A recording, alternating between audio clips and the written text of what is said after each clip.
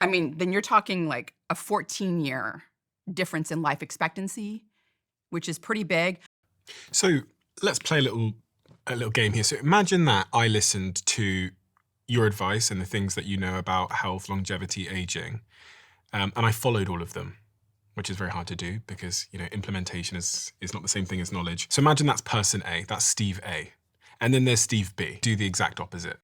Based on what you know about the science and about outcomes and expected outcomes, how would Steve A, that followed your advice, live his life as he ages, and how would Steve B, how would his outcomes be as he ages? Like, what would you, if you had to, obviously this is like super, you're forecasting here and it's like hypothetical, but what do you think the variance in these two people's lives would be?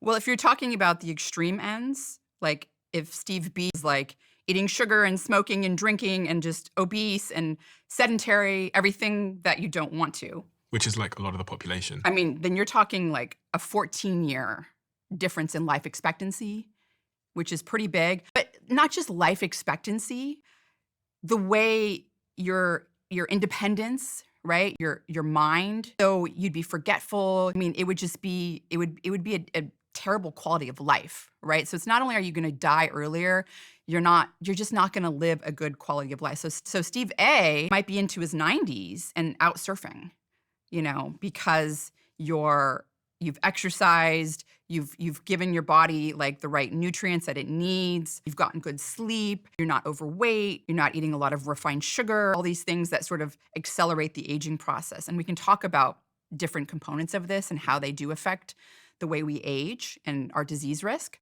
But I mean, there's studies that show even like a 14-year difference in life expectancy for like someone who's morbidly obese versus lean.